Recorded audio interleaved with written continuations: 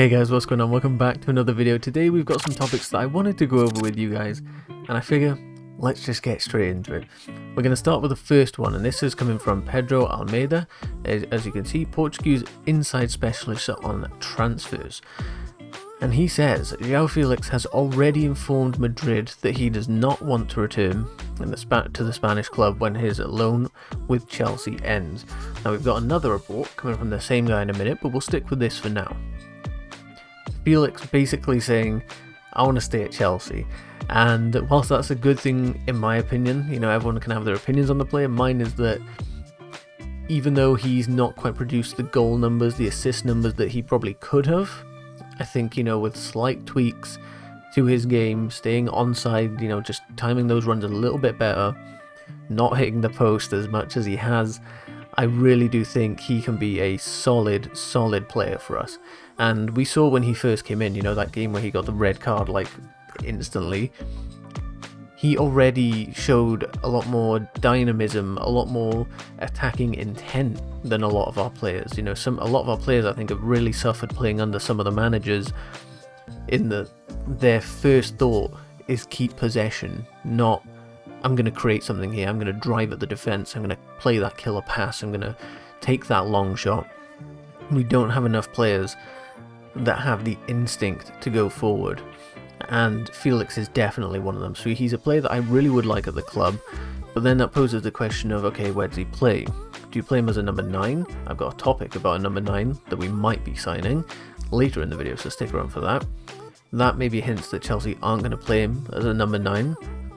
Okay, so does he play as a 10 or off another striker?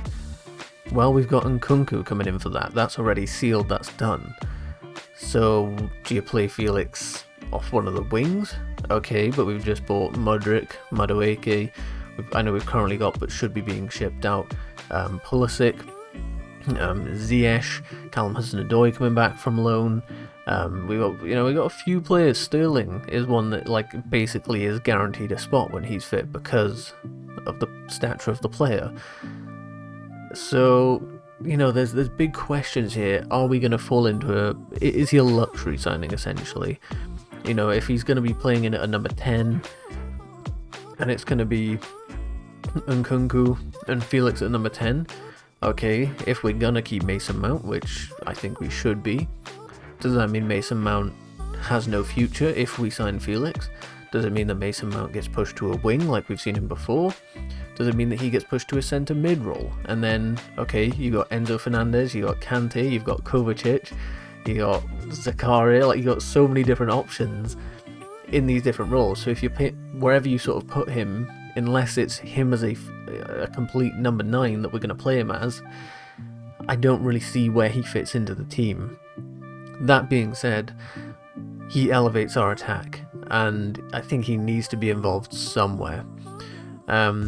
Another thing that obviously is going to be of concern to Chelsea is how much it's going to cost, because Atletico paid a lot of money for him. They're not going to be able to get that full amount back, but he does have a good few years left on that contract. Of course, there was the extension that was triggered by the club just before he left to go on loan. The manager has apparently no interest in using him or using him in the way that Felix wants to be deployed. So it looks like, you know, everything would be good for him to leave, except for the fact that can Chelsea really afford to go and spend 80 plus million, more than likely? That's what Atletico Madrid are going to be asking for, I'd assume, to get him. They have no pressure to sell. The thing that I really would dream of happening is Joao Felix going to Chelsea and Romelu Lukaku going the other way. Whether it's likely or not, you know, player exchanges rarely work. We know Todd Bowley has tried it a fair amount since being the Chelsea owner. Whether it can really happen though, I'm not too sure. I think these player exchanges rarely work, so I'm not sure that one's on the cards. In conclusion, I think he'd be a great player at Chelsea, but are we really going to spend that much money on him? I think the club probably will, and I do think that does signal the departure of someone like a Mason Mount, in that's pure profit on the books. And whilst I completely disagree with the decision, from a financial standpoint, and that's what they're going to be looking at, the owners, it does make sense to get that pure profit from selling someone like him. Whereas if you sell a player that you bought for 40 million, you sell him for 50, you know, the profit doesn't really make sense. You can't logically go and spend 80 in good conscience on Joao Felix. So it'll be a tricky one, but if he wants to stay, I think that's a big thing. Him being happy here will be a key part, and he's definitely not happy at Atletico Madrid, so I think this could be a good move, but we'll see how it unfolds. Then we have the same reporter saying that Aubameyang will return to Barcelona at the end of the season. The player was in the dressing room of the Spanish club after the victory in the El Clasico. I watched that game, it was a good one, which caused a rupture with all the Chelsea board. The player is not expected to play in the rest of the season for the English club.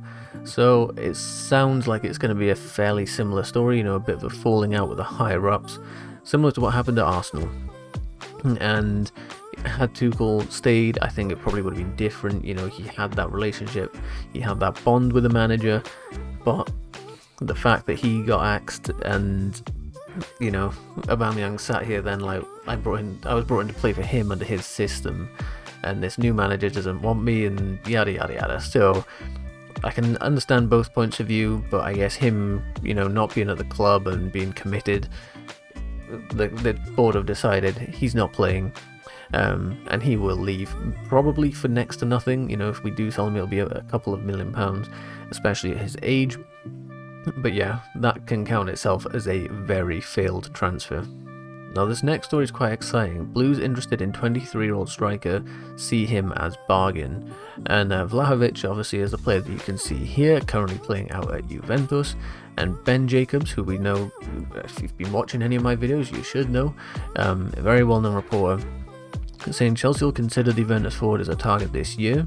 They think he could be a bargain signing compared to other options in the striker market, such as, you know, your Osimhen's, maybe an Ivan Toney would be a bit more expensive, but with the whole betting allegations against him at the moment, I think most clubs are going to be steering clear, even though I think he'd be a beast at Chelsea.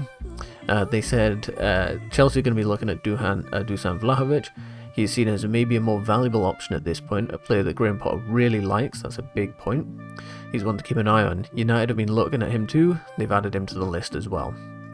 And there's plenty of other reports as well saying this could happen. So for me, you know, I think he's got a good profile of a player. I think he very well could do well in a Chelsea shirt, but this is another case of, I think it often will be with Chelsea buying strikers because of the curse, is that nothing is guaranteed, and there's flaws in his game that you'd hope, you know, he's only 23, that can be ironed out, but it just does make me worried. But then again, you've got to keep rolling the dice, right? Eventually we're going to sign a striker that will be our next Drogba, our Diego Costa of the more recent eras. So Vlahovic, I'm more than happy to roll the dice on him because he's one of the more exciting strikers in Europe, but there definitely are flaws to his game that maybe worry me a little bit. And then here we have a report saying Graham Potter move cost Chelsea £21.5 million. Wow, you know, this has come out and it's been all over social media, so anyone that's Potter out has been using this as fuel. And then I guess the other side have slightly been using it in a sense of, these are smart businessmen, you know, Todd Bowley, Clear Lake Capital, all the different investors, they know what they're doing. They're going to have looked at this and picked someone that, you know, 21 million will seem like a drop in the ocean in the future when he brings us Champions Leagues, Premier Leagues. I'm personally more of the side that is a ridiculous amount of money to pay for a player that, yes, transformed Brighton and a few other clubs really well, but doesn't have that top-end experience. Yeah, so basically it's around 20 million was splashed out on Potter, the remaining amount spent on the backroom staff.